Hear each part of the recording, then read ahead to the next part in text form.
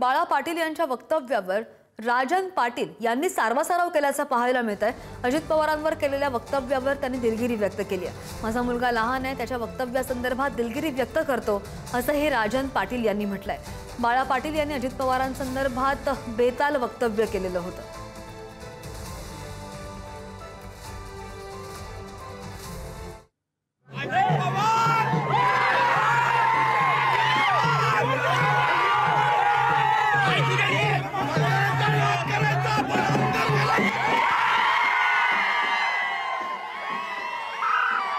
जोशमध्ये मुलांनी ते तसा लहान आहे, जोशामध्ये त्याला ते आवरलं नाही आणि त्यानं तो असा एक न बोलावं अशा बघता वक्तव्य केलं। त्याचं मी समर्थन करत नाही, त्याचा मी निषेध करतो।